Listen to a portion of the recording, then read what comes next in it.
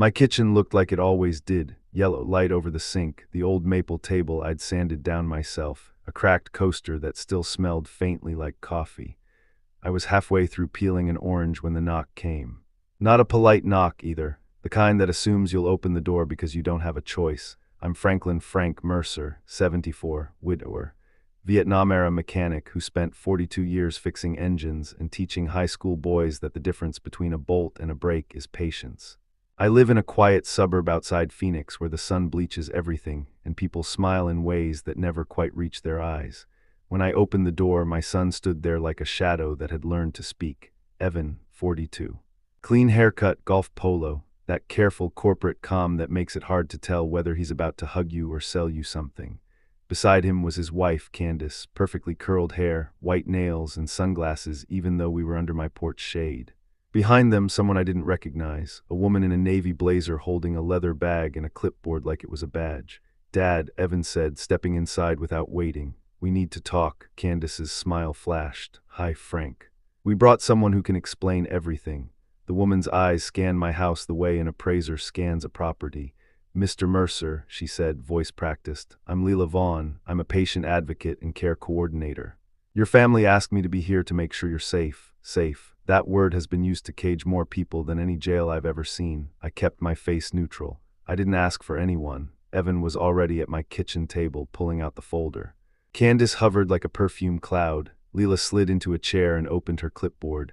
"This won't take long," Evan said. "We've been worried. You've been forgetful." I almost laughed. I hadn't forgotten a thing in my life worth remembering. I could still tell you the VIN number of my first truck and the date my wife Mara said yes to me on the courthouse steps. What I had started doing lately was saying no more often. And in my experience, people confuse no with not well when it benefits them. Candace leaned toward me. "Frank, it's okay. You don't have to be stubborn. It's just paperwork." "What paperwork?" I asked. Evan opened the folder and slid a document across the table. A single page, heavy on legal words, light on humanity. At the top, in bold, it said something like Declaration of Incapacity.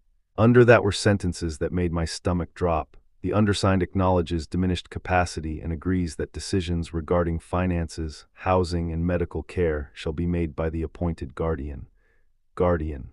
My hands went cold. "You want me to sign something calling me sick?" I said slowly. "It's not like that," Evan replied too fast. "It's just a form that makes things easier for us, for you." Leela nodded, scribbling.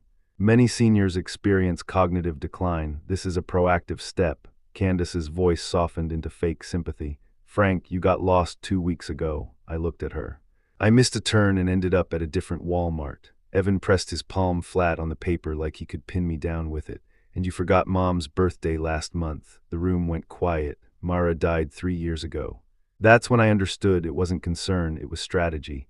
I pulled the paper closer, read every line. It wasn't just a form, it was a trapdoor. Because once you sign something like this, you don't climb back out.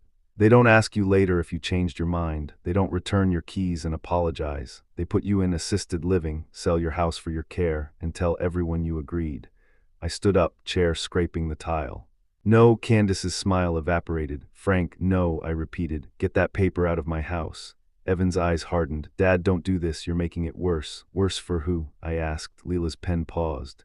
"Mr. Mercer, refusing care can be a sign of impairment." I stared at her. "Refusing to be robbed is a sign of being awake." Candace crossed her arms. "We are not robbing you." I walked to the counter where my bills sat stacked neatly in a tray. My system, my order. I could feel my heartbeat in my fingertips. "Then why is my bank calling me about someone trying to access my account?" Evan blinked once. That's because we're trying to help. You don't understand the paperwork." Candace stepped in, voice sharp. "Frank, listen, we have a plan. We can get you into Sunridge Manor. It's nice. You'll have activities. You'll be taken care of." Sunridge Manor. I'd driven past it once. A beige building with a fountain out front and residents sitting in rows like parked cars. I realized something then. They weren't asking me if I wanted help.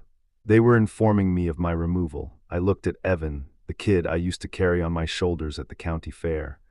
The boy who cried when he scraped his knee and insisted I hold his hand in the doctor's office.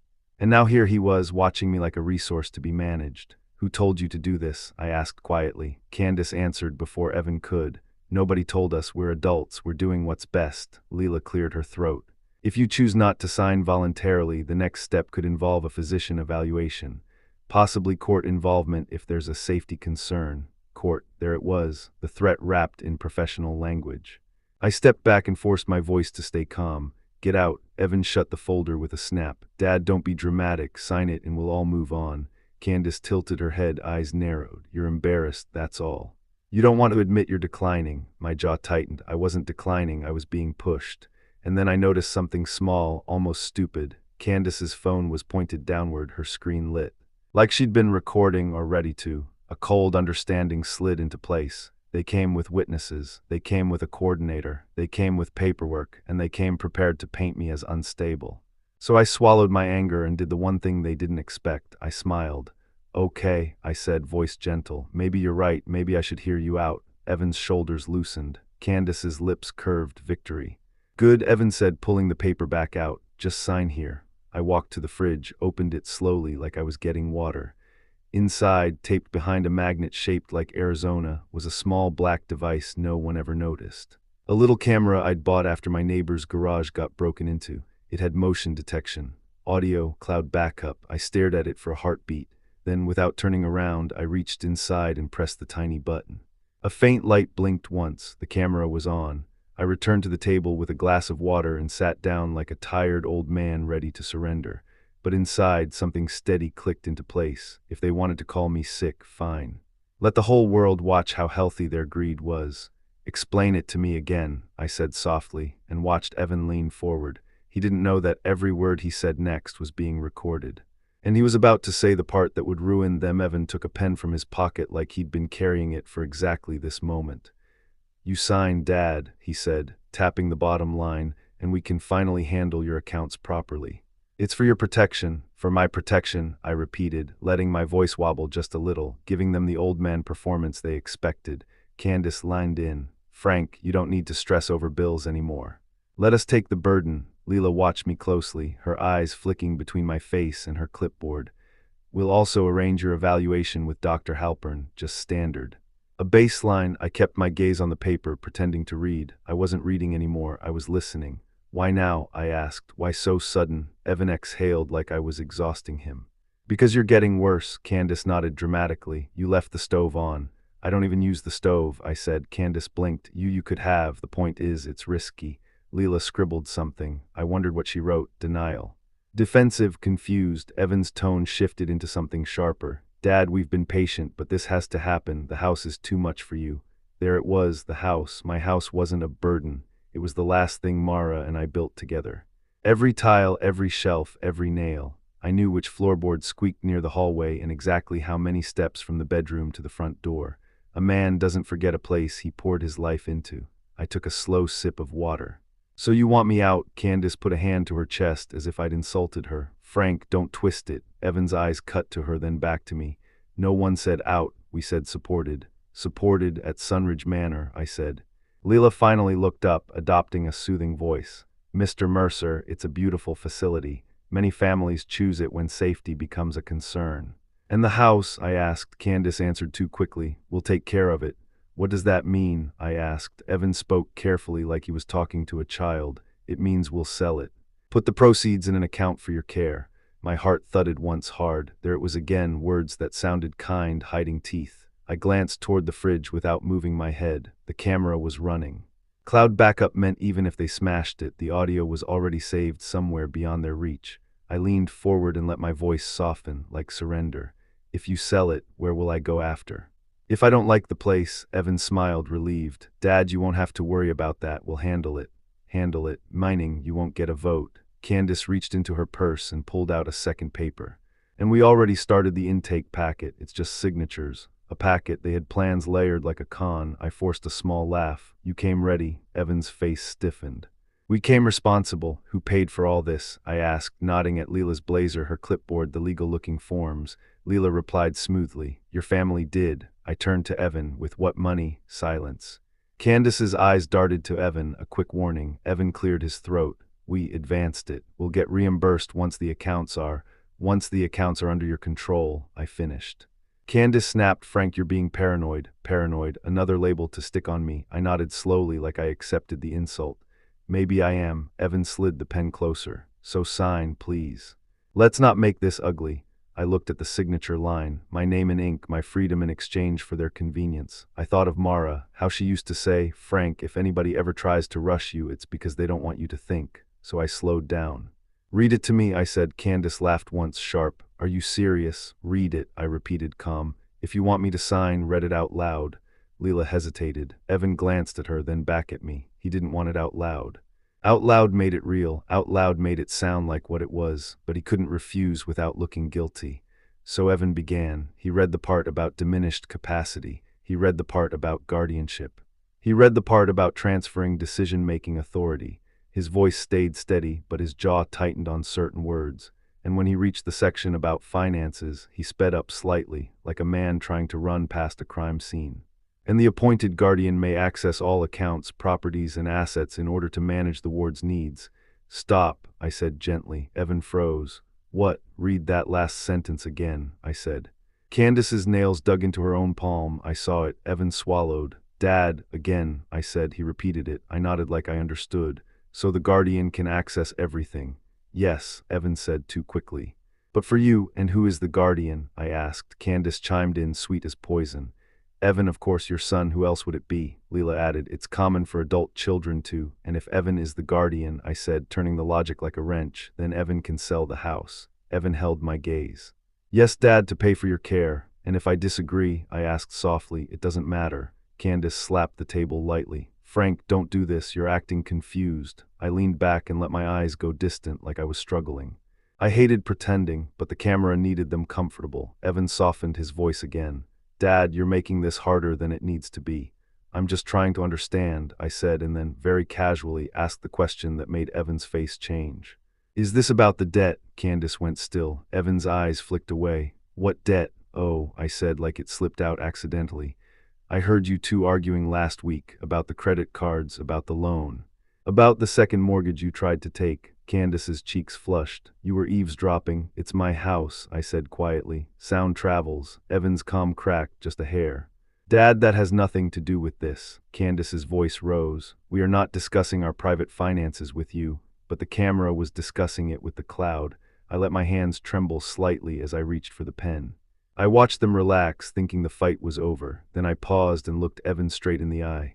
If I sign, I said, you promise you won't put me somewhere I can't leave. Evan hesitated just one beat too long. Candace cut in. Frank, you'll be fine. Stop being dramatic. Evan finally said, you'll be safe. Not you'll be free. Not you'll have a choice. Just safe. My stomach tightened. I lowered the pen tip toward the signature line, and right then my phone buzzed on the counter, an alert from my bank. Unusual login attempt detected. I didn't move, but Evan saw the screen light up. His face went pale. And Candace's voice dropped to a hiss. Why is your phone getting bank alerts? I smiled faintly, because I wasn't the one who was confused. Looks like someone's trying to get in, I said, soft and steady. Right now, Candace reached toward my phone like it belonged to her. I covered it with my hand. Don't. Evan stood up so fast his chair scraped the tile. Dad, what is that? I turned the phone so they could see the message without giving them control. Unusual login attempt. Location, Scottsdale, AZ, Scottsdale. They lived in Scottsdale. Candace forced a laugh, thin and shaky. Oh my gosh, these banks send alerts for everything. Leela's eyes narrowed. For the first time, her professional neutrality cracked into curiosity. Mr. Mercer, do you regularly receive these alerts? No, I said. Only when someone tries to access my account. Evan's jaw clenched. Dad, you're accusing us. I'm reading, I replied. Candace's voice turned sharp. You're sick, Frank. This is exactly what we're talking about. Paranoia. I nodded slowly like she'd made a good point. Maybe. Or maybe someone typed the wrong password. Evan swallowed and tried to recover his calm. Let's not get sidetracked. Sidetracked, meaning stop noticing the crime while we finish the paperwork. Leela cleared her throat. Perhaps we should pause and address the banking concern. Financial safety is a major component of elder care. Candace shot her a look, pure warning. It's fine. Leela didn't back down. It may not be. That surprised me. Leela wasn't fully on their side. She was a professional, and professionals sometimes fear liability more than they love money. Evan turned to Leela, voice measured. We can handle it later. Why later? I asked softly. It's happening now, Candace snapped. Frank, sign the form and we'll fix it. That sentence hit the room like a dropped wrench. Sign the form and we'll fix it. as if the fix required my surrender. I set the pen down. No, Evan's face hardened. Dad, I raised my hand. I said no. Candace leaned forward, her smile gone completely now. Frank, you don't understand what you're doing. If you don't sign, we'll have to do this the hard way. The hard way, I repeated. Leela's pen hovered. Even she looked unsettled. Evan took a breath like he was choosing words. We can petition the court. It's a process, but so you're threatening me, I said calmly. It's not a threat, Evan insisted. It's reality. You're not safe living alone. I looked around my kitchen, my clean counters, my neatly stacked mail. The calendar on the wall with appointments written in my own handwriting. I'm standing in my own home, I said, and the only unsafe thing in it is the people trying to take it. Candace slammed her palm on the table, hard enough to rattle the water glass. You are impossible, Leela flinched. Evan snapped at Candace, low but urgent. Stop. Candace's breathing turned quick. No, I'm done pretending. He's playing us, playing them. That's what this felt like to them, a game they expected to win. Candace pointed at the paper. Sign it, or we'll call Dr. Halpern right now and have him come evaluate you. We already talked to him. My stomach tightened again. Already talked to him, so the doctor wasn't neutral either. He was part of their plan. Evan stepped closer to me, voice dropping into something that sounded like concern but felt like pressure. Dad, please don't make us do this. Do what? I asked. Evan's eyes flicked toward Leela.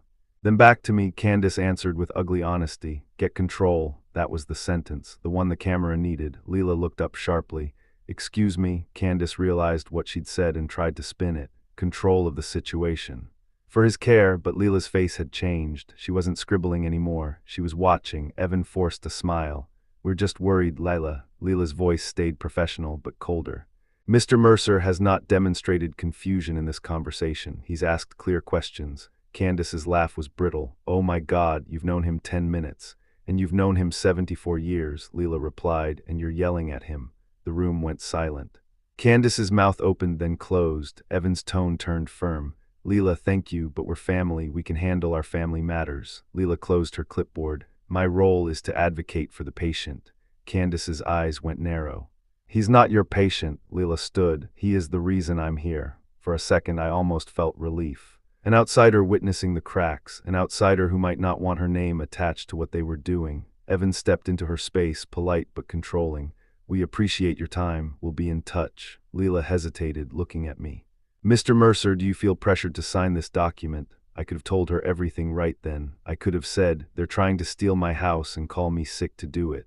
But I wanted more. I wanted their plan spoken fully. So I played the old man act again, softer. I don't know, they say it's for my care. Candace exhaled like she'd won. See, but Leela's eyes stayed on Evan. Pressure can be subtle. Evan smiled tightly. There is no pressure, Candace couldn't help herself. If he doesn't sign, we'll go to court. Leela's expression sharpened. That is pressure. Candace rolled her eyes. It's the truth. Leela picked up her bag. I need to document this. Evan's hand shot out and grabbed her elbow just for a second, not violent, just controlling. Leela, Evan said, voice low, don't complicate this. Leela pulled her arm free.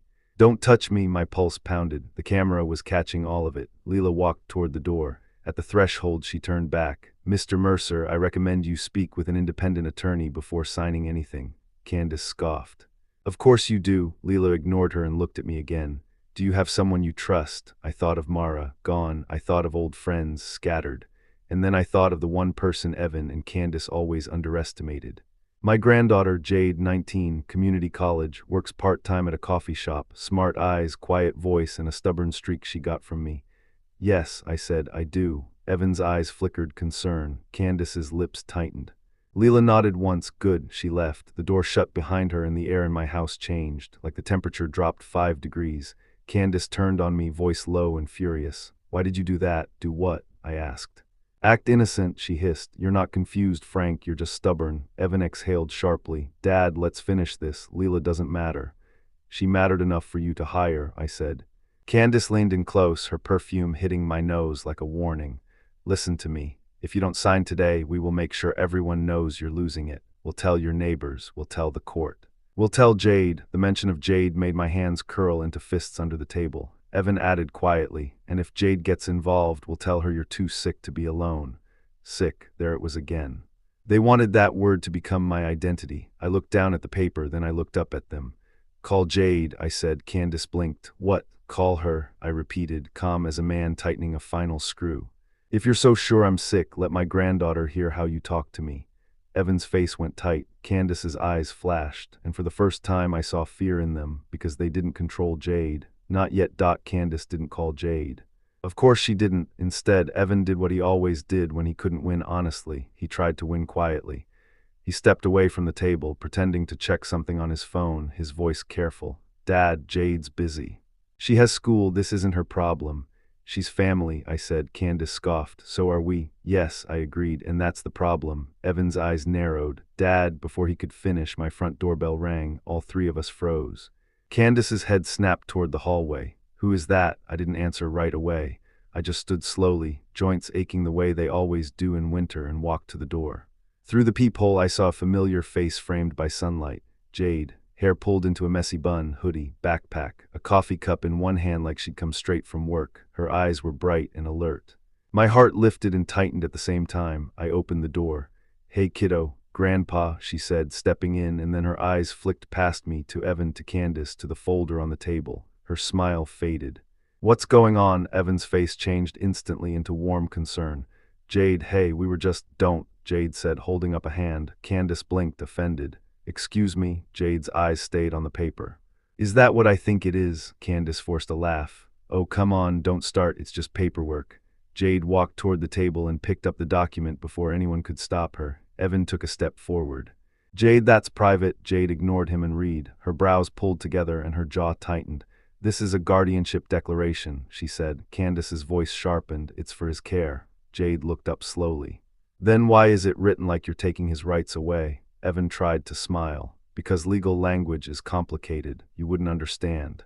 Jade's eyes flashed. I understand enough. She turned to me. Did you ask for this? No, I said. Candace threw her hands up. Frank is being dramatic. He forgets things. He gets confused. We're trying to help him.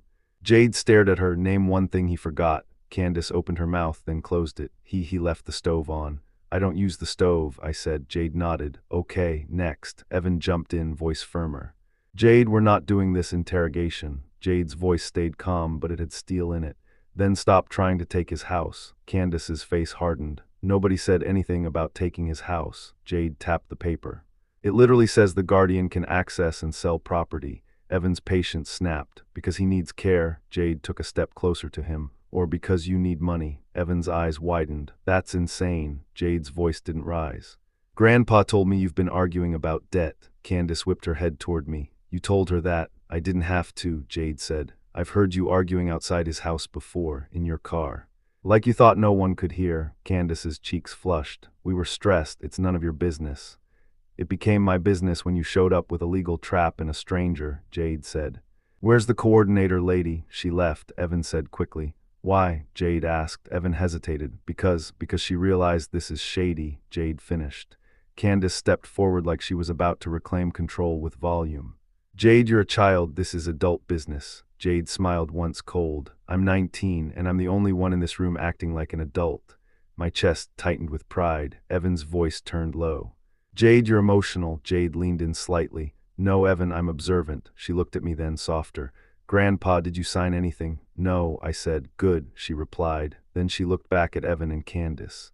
Because if you try to file this, I'll contest it, and I'll report you for elder coercion. Candace laughed, but it sounded scared. You can't. Oh, I can, Jade said.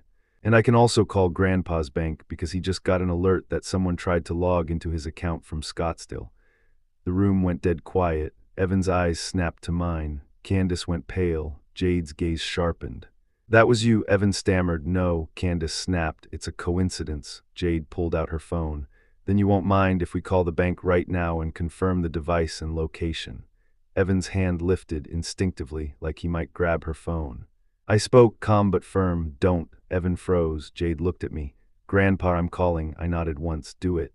Jade started dialing. Candace's voice turned urgent and sweet, switching masks so fast it almost made me sick. Jade, honey, you're misunderstanding. Jade didn't look up. Save it. Evan's breathing got shallow. He glanced toward the fridge, toward the camera, without realizing he'd just shown me his instincts. He didn't know it was recording. But he was about to, because as Jade waited for the bank to answer, Evan leaned toward Candace and whispered, low and angry, You said you cleared the alerts. And Candace whispered back even lower, I thought he wouldn't notice. He's old. My kitchen went silent except for Jade's phone ringing. And above the fridge, the camera blinked quietly, capturing every word that would bury them. The line clicked, and a calm voice filled Jade's phone. Thank you for calling Desert Horizon Bank. This is Marissa. How can I help you today? Jade put it on speaker and set it on the table like she was placing a judge between us and the liars. My name is Jade Mercer, she said clearly. I'm here with my grandfather, Franklin Mercer. He just received an unusual login alert from Scottsdale. He's not trying to log in. We want to confirm what happened and lock the account down. Evan's face went tight. Candace's fingers curled around the edge of her purse as if it could keep her steady. Marissa asked security questions. Jade glanced at me. I answered them without missing a beat. Mother's maiden name, first car, last deposit amount. Candace's eyes widened slightly, like she couldn't stand that I still had my mind. Thank you, Marissa said. I see the alert. There was a login attempt from a device that isn't recognized, yes. The attempt failed due to incorrect credentials. Jade didn't blink. Can you tell us the IP location again? Scottsdale, Arizona, Marissa confirmed. Candace let out a short laugh too loud. Scottsdale is huge. Lots of people live there. Marissa continued, there's also a note on the account. A request was started yesterday for authorized user access. It wasn't completed. The request was initiated online. My stomach dropped, not because I was surprised, but because it meant they weren't just planning it. They had already reached into my life and started moving pieces. Jade's voice sharpened. Who initiated it? I can't disclose a name, Marissa said, but I can tell you the device and email used to begin the request. Evan took one step forward. This is ridiculous, I raised my hand. Sit down. He froze like he'd forgotten I could still command a room. Marissa read out part of the email address, not the whole thing, just enough. Jade's eyes flicked to Candace. Candace's phone was on the counter, face down. The email fragment matched the one Candace used for everything. Her salon appointments, her shopping rewards, her Boss Babe newsletters. I'd seen it in my junk mail pile before when she'd helped me order something online. Jade spoke slowly, like she was making sure every word landed. Lock the account, freeze any access changes. Add an extra verification step so no one can do anything without Grandpa physically approving it. Absolutely, Marissa said. We can place a temporary freeze and add a verbal passphrase. Mr. Mercer, would you like to set a passphrase? I stared at Evan and Candace. Their faces looked like paper left out in the sun too long. Yes, I said. Passphrase is Mara's porch swing. Candace blinked. Evan swallowed. The bank rep confirmed, then added, Mr. Mercer, I also recommend you review your recent transactions and consider changing your online banking credentials immediately. We will, Jade said. Thank you. When the call ended, silence settled like dust. Candace forced a smile, but her eyes weren't smiling. So someone tried to log in. That doesn't prove anything. Jade's voice stayed steady. It proves you started an authorized access request. Evan snapped. We were trying to help him pay bills. He's overwhelmed. I pointed at the neat tray of mail. My bills are paid on time every month. Candace's face twisted. Frank, why are you doing this? We're family. Jade stepped closer. Family doesn't show up with guardianship forms and threats. Evan's tone turned cold. Jade, you don't know what you're talking about. Grandpa's not safe alone. He's declining. I looked at Evan. You keep saying that word like it's a magic spell. Candace leaned in, voice low and sharp. Frank, you're going to regret embarrassing us. That was the real Candace, the one she kept behind lip gloss and polite laughs. Jade didn't flinch. Leave. Evan laughed once. You can't kick us out. It's my house, I said, and my voice surprised even me. It wasn't loud, but it was final. And I'm asking you to leave. Candace's eyes narrowed. Or what? Jade lifted her phone. Or I call the police and tell them you're coercing an elderly man to sign legal documents. Evan's jaw clenched. For a second, I saw his mind working, calculating risk, choosing the next angle. He changed tactics fast. Dad, he said, suddenly soft, suddenly wounded. I can't believe you'd accuse your own son. I stared at him. You brought a coordinator and a guardianship form. You were already accusing me. Candace's voice turned syrupy. Frank, if you don't sign, you're forcing us to protect you another way. There's that threat again, Jade said. Evan's eyes went hard. You want to know the truth. Fine, he tapped the paper on the table. This house is a liability. If something happens to you, it's on us. We're preventing disaster. I leaned back. No, you're preventing me from saying no to you. Candace grabbed her purse. Evan, let's go. He wants to play games with his little granddaughter. Let him. She took 2 steps toward the door, then stopped and turned back with a smile that didn't belong on any human face. "But don't worry, Frank," she said. "We'll still get what we need, the court will agree. Everyone will." Jade's eyes narrowed. "That's a promise," Candace shrugged. "It's reality."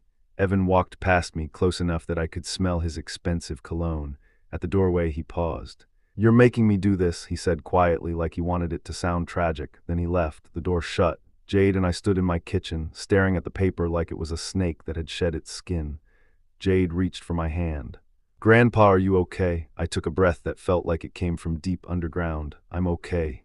But even as I said it, my phone buzzed again, this time not the bank. A new notification. "Unknown device attempted to access your email." Jade's face hardened. "They're escalating." And in my chest, something old and protective woke up fully. "They think I'm sick," I said quietly. "So they're going to try to prove it." Jade looked toward the fridge, then back at me. "Do you still have that security camera you told me about last year?" I didn't answer with words. I just stood, walked to the refrigerator, and peeled back the magnet. The little black camera blinked softly. Jade's eyes widened. "You recorded all of it." I nodded. And for the first time since Mara died, I felt something close to power. "Good," Jade whispered, "because now we're not just defending, we're building a case." The next morning, I woke up to pounding on my front door, hard, urgent, official.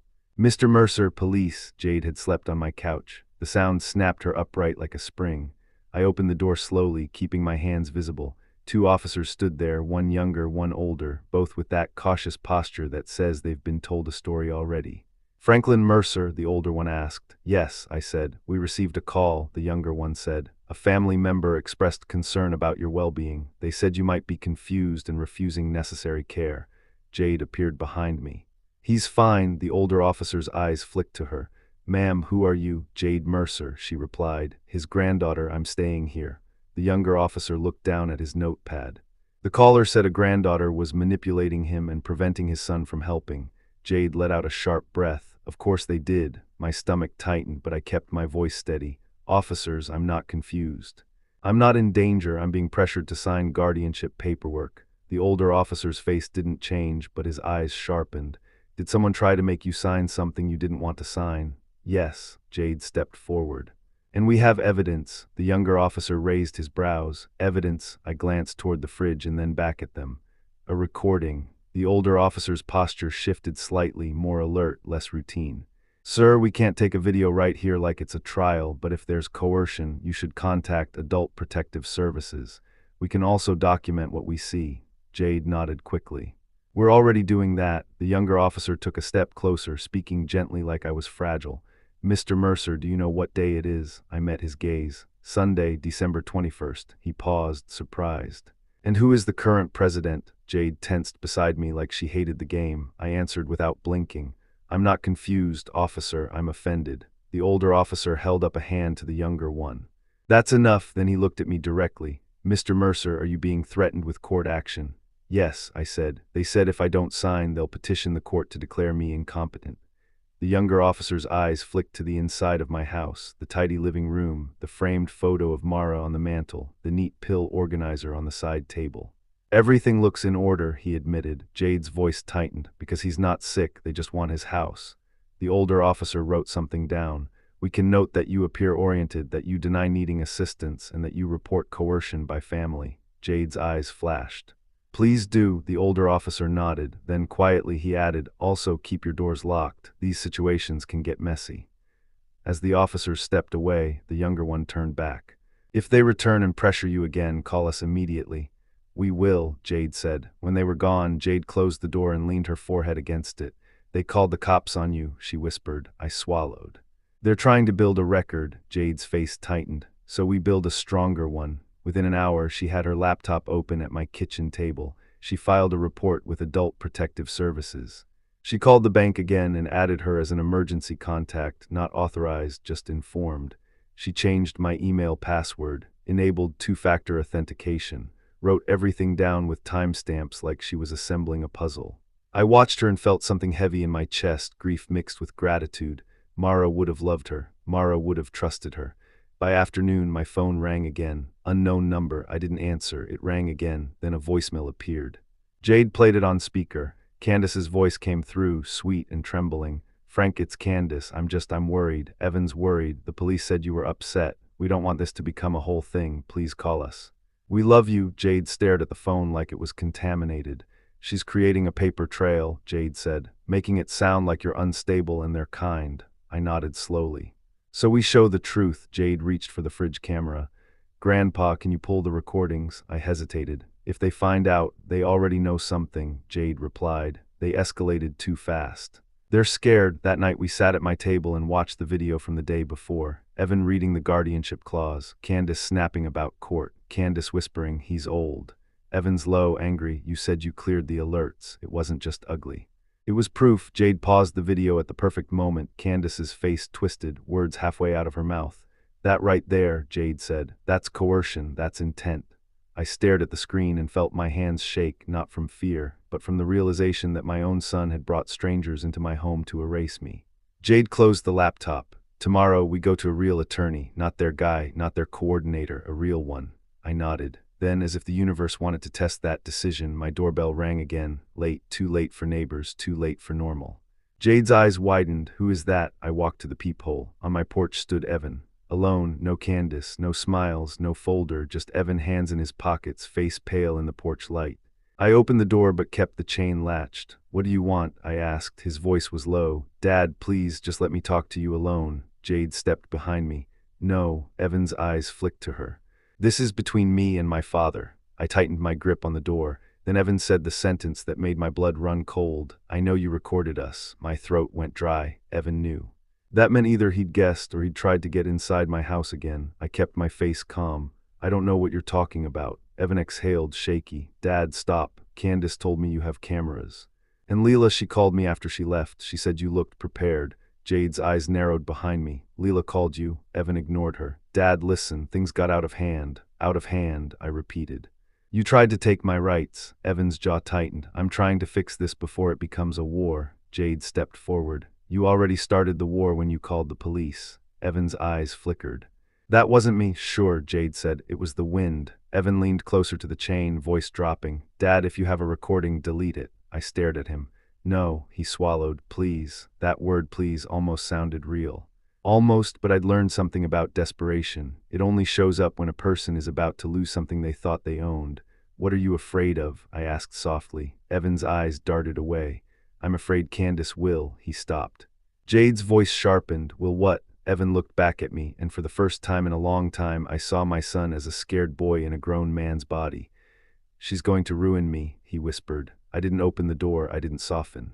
Then you shouldn't have let her into my home, I said. Evan's voice cracked. Dad, I didn't know it would go like that. Jade scoffed. You brought a guardianship form and a coordinator. You knew exactly how it would go. Evan flinched. I thought you'd sign. I thought it would be easy. Easy, as if my life was paperwork. I kept my hand on the chain. Why do you need my house? Evan swallowed hard. We're drowning. Jade crossed her arms. In what? Evan's shoulders sagged. Debt Candace's, mine too. I stared at him, waiting. He took a breath like it hurt. She invested in something, a business. It was supposed to be quick returns. It wasn't. Then she used credit cards, then loans. Then she took money from places she shouldn't have. Jade's eyes widened. Like Grandpa's accounts. Evan's head snapped up. No, not I mean she tried. I stopped her. I held my gaze steady. You didn't stop her. You brought the paperwork to make it legal. Evan's face twisted. I was trying to keep us afloat. And you chose to stand on me, I said. Evan's eyes glistened, and for a second I almost felt pity. Then I remembered Candace's voice. He's old. Evan lowered his voice. Dad, I can make you a deal. Jade laughed once. A deal? Evan nodded quickly. Yes, a deal. You don't go to APS. You don't show anyone the recording. And we'll back off. We'll leave you alone. I stared at him. That's not a deal. That's you running. Evan's mouth tightened. I'll sign something saying the house is yours, no matter what. No guardianship, no POA, nothing. Jade lined in, skeptical. You do that? Evan nodded, desperate. Yes, I'll get it notarized, whatever you want. I watched him carefully. And what do you want? Evan's voice dropped to a whisper. I want time. Jade's eyes narrowed. Time for what? Evan hesitated, then he said it. Time to fix Candace's mess before it becomes criminal. The word criminal hung in the air like smoke. Jade's face went pale. What did she do? Evan's lips parted, then shut. He shook his head. I can't. I felt my stomach tighten. Evan, he looked at me, and the shame on his face was real. She borrowed against something, he said. Something that wasn't hers. Jade's voice was sharp. What? Evan's throat bobbed. Your house, silence slammed into the porch. Jade's eyes widened. How? Evan's voice broke. She started a home equity application with the bank using old information. She thought she could push it through before you noticed. My hands went cold. Home equity against my house. That meant the paper on my table wasn't the first step, it was the cleanup step. I leaned closer to the chain. So you weren't trying to move me for my care. You were trying to move me so the loan could close. Evan didn't deny it. He just stood there, breathing hard like he'd run out of lies. Jade's voice turned deadly calm.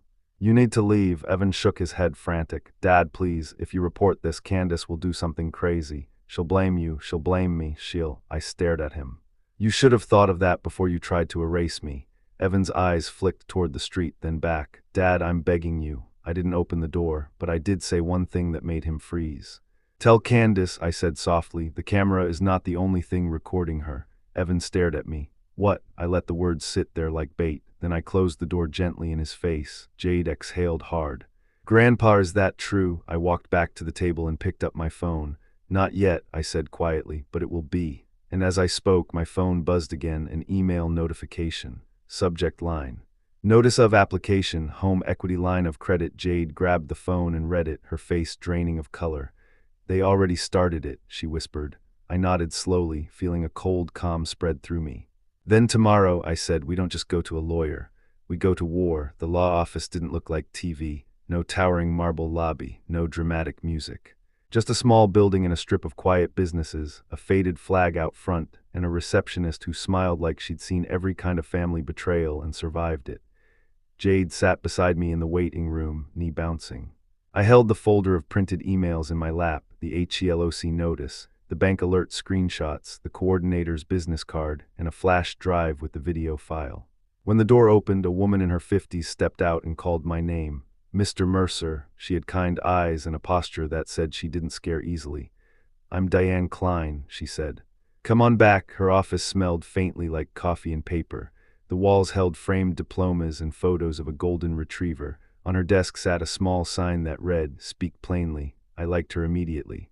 She listened without interrupting while Jade explained everything. Candace's threats, Evan's pressure, the police visit, the bank alerts. Then Jade slid the flash drive across the desk like it was a weapon. And this, Jade said, is the recording. Diane's expression tightened. You recorded inside your own home. I nodded. Security camera. Diane exhaled slowly. Arizona is a one-party consent state for recordings in many contexts, but it can get complicated.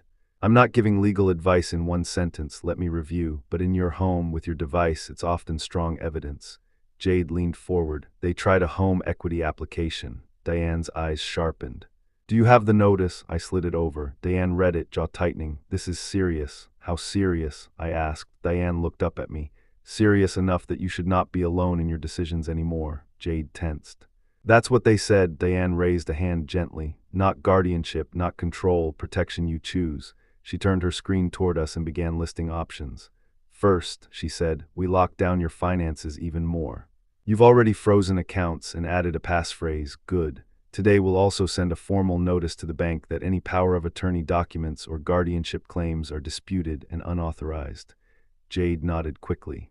Okay, second, Diane continued. We create your own legal shield, documents that make it harder for someone to claim you're incompetent, a medical evaluation from a neutral physician, a capacity letter.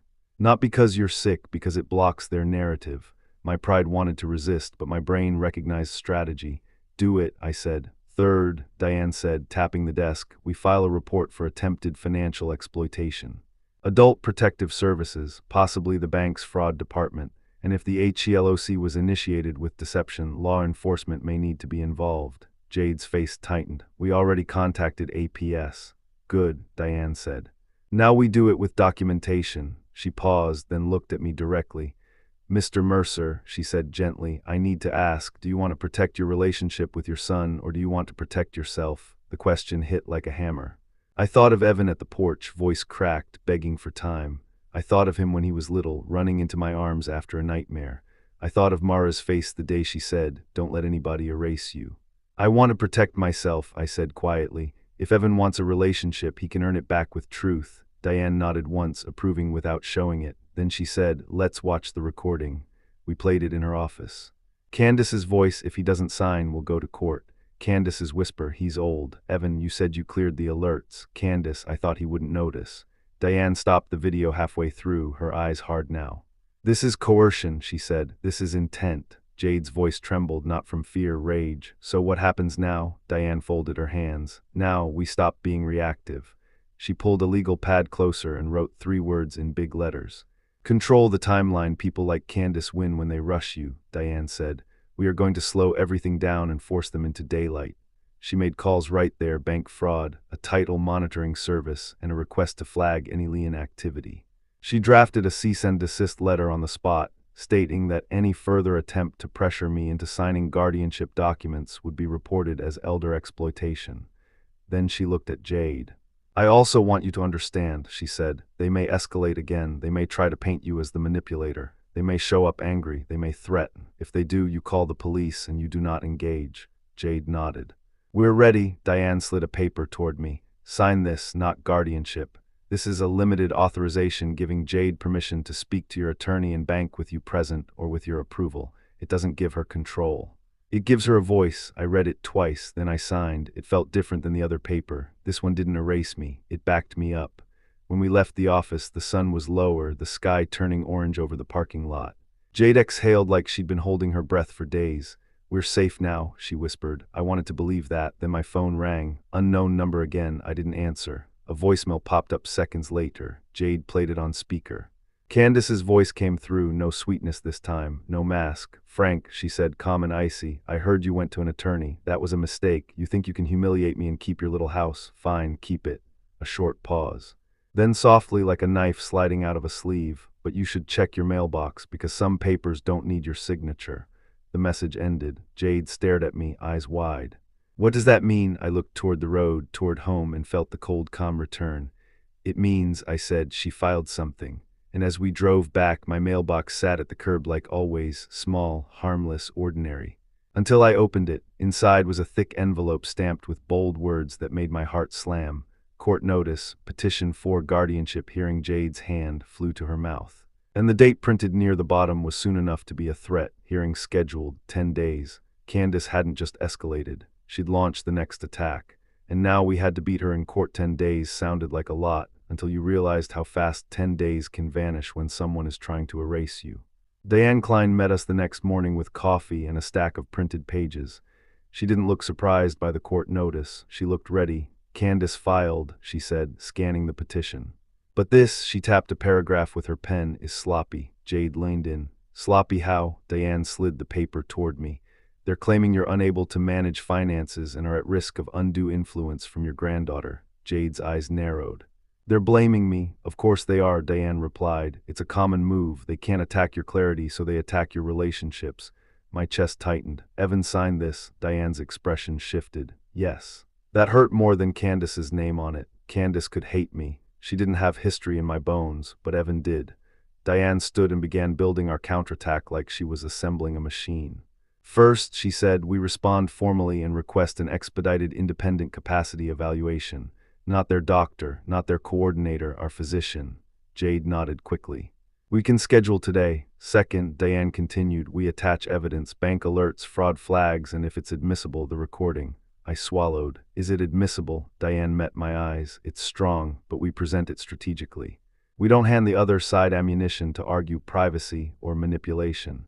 We use the cleanest parts: threats, coercion, financial motive. Jade spoke through her teeth. Candace literally said they'd still get what they need. Diane nodded. Exactly. By afternoon, we were in a medical office that smelled like sanitizer and quiet. Dr. Patel was calm, neutral, and precise. He asked me questions: memory, math, orientation. He watched how I answered, how I tracked the conversation, how I reacted to stress. Jade sat silently, hands clenched. When it was over, Dr. Patel folded his hands and said the sentence that felt like armor sliding onto my shoulders. Mr. Mercer shows no signs of cognitive impairment. He wrote a capacity letter on clinic letterhead, signed it, stamped it, and handed it to Diane. As we walked out, Jade exhaled like she'd been underwater. That kills their sick story. It weakens it, Diane said later. But don't underestimate people who lie for money. They will pivot. And they did 2 days later. A process server showed up at my door with more documents. subpoenas for bank records, accusations of isolation, and a request for an emergency temporary guardianship, meaning they wanted the judge to grant them control before the full hearing even happened. Diane read it, lips thinning. They're trying to rush the court. Jade looked like she wanted to throw something. How is that legal? It's not fair, Diane replied, but it's allowed to be requested. That night I couldn't sleep. I sat on Mara's porch swing, still hanging, still creaking softly in the cold desert air. I stared at the street lamp glow and wondered when my own child became someone willing to sign a paper claiming his father was broken. Then my phone buzzed, a text from an unknown number. You can stop this. Sign the paper. Jade saw it and went pale. That's Candace. I stared at the screen, heart steady now. No, I said, that's fear. I typed back one line. See you in court. The courthouse was cold in that sterile way only government buildings are. Bright lights, beige walls, people speaking in whispers like they were inside a church for broken families. Diane walked beside me with a leather folder. Jade stayed on my other side, shoulders squared like a shield. In the hallway outside courtroom 4 billion, Evan stood with Candace and a man in a gray suit, her attorney. Candace's eyes locked on me with a smile that wasn't friendly.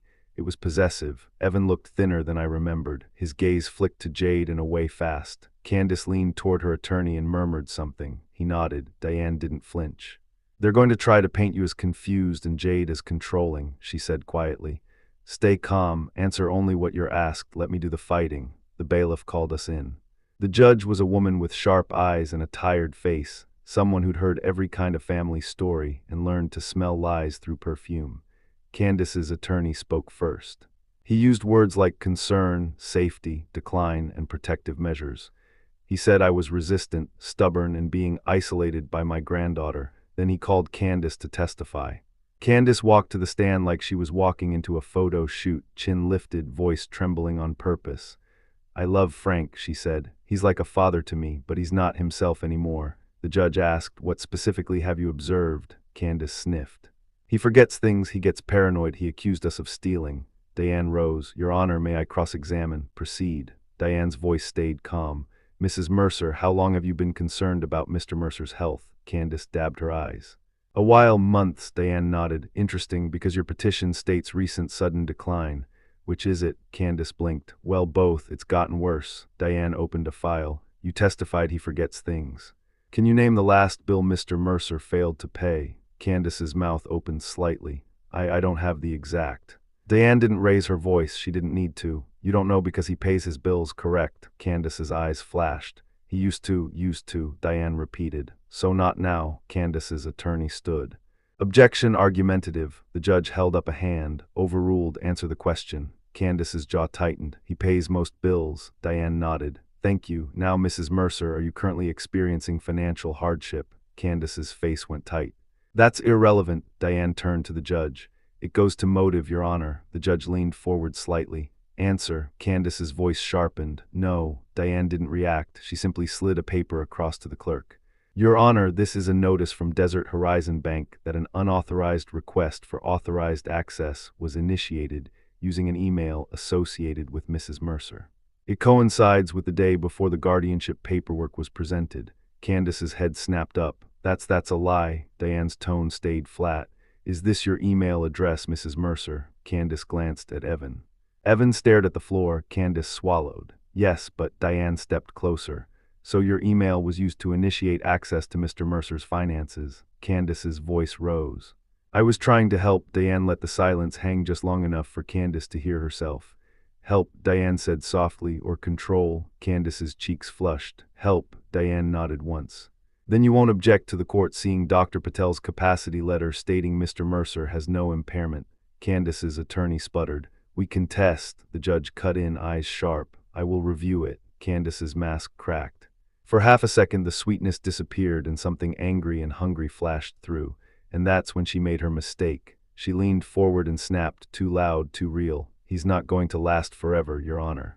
Someone has to manage this before everything gets wasted. The courtroom went dead silent.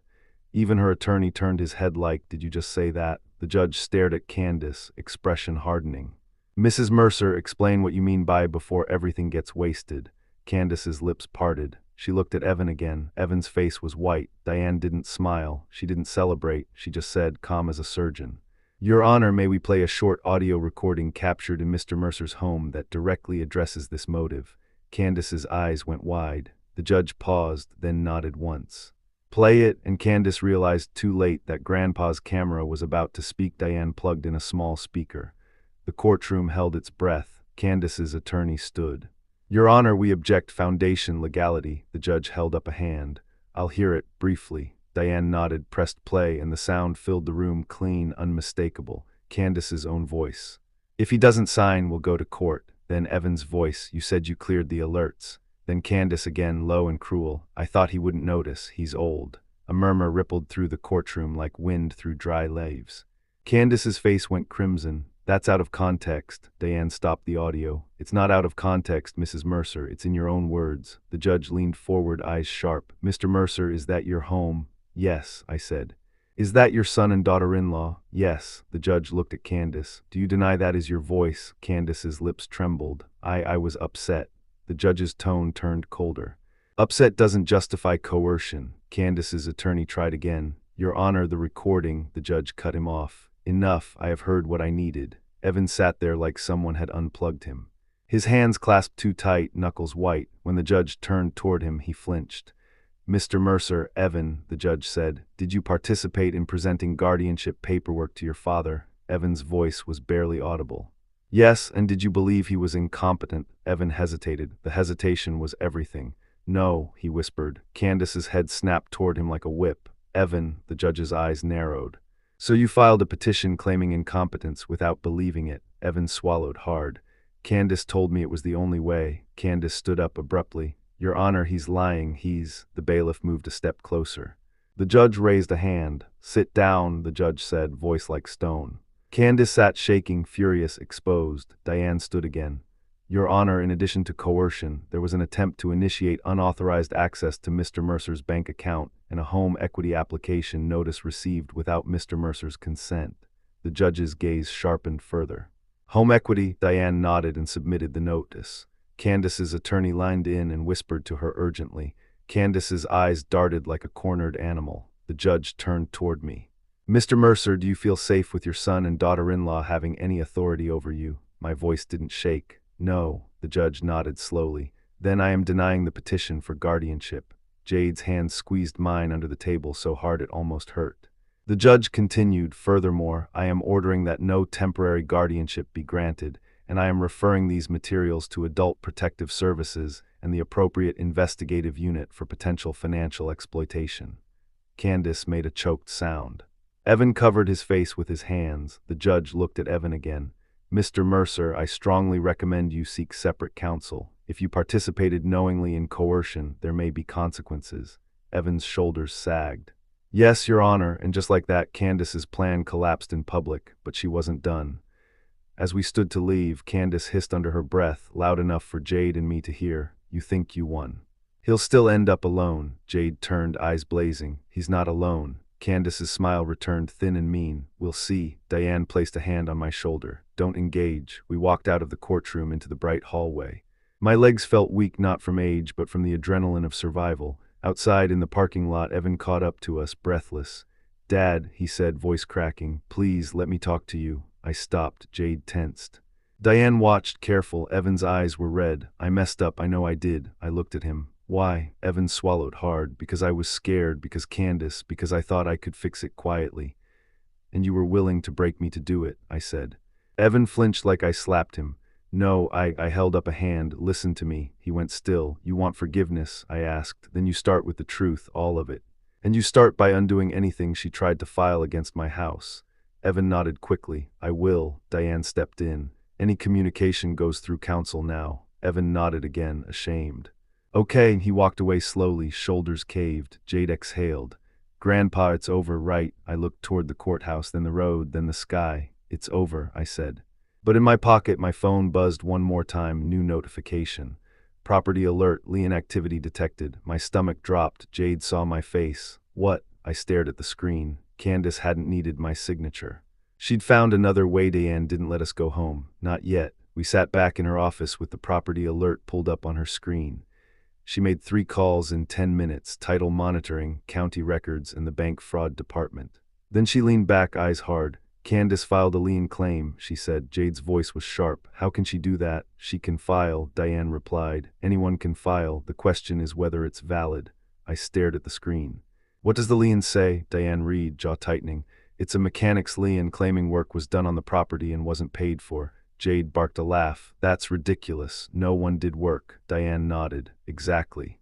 It's a dirty trick, but it can cloud the title temporarily and create chaos, especially if she's trying to force a settlement.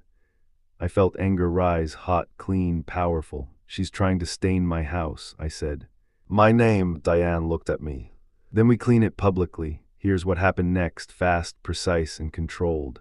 Diane filed an emergency motion to expunge the lien as fraudulent. She attached the court's referral note and the bank's fraud flag. She requested sanctions, meaning Candace could be financially penalized for filing a false claim. Then Diane did something that surprised me. She recommended we invite daylight in. Mr. Mercer, she said, do you have neighbors or community members who know you're capable? Church, veteran group, anyone. I thought about it. I wasn't a social butterfly, but I wasn't invisible either. 2 doors down lived Mr. Alvarez, retired fire captain, who waved every morning. Across the street was Mrs. Kim, who brought me soup after Mara's funeral. And my old union buddy Ron still met me for coffee twice a month. Yes, I said, I do. Diane nodded. Good, we're going to build a support record, not because you need rescuing, but because courts and banks respect community proof. And because predators hate witnesses. That weekend, Jade and I hosted something small at my house. Not a party, not a spectacle, a gathering, coffee, donuts, folding chairs. Mr. Alvarez came, Mrs. Kim came, Ron came.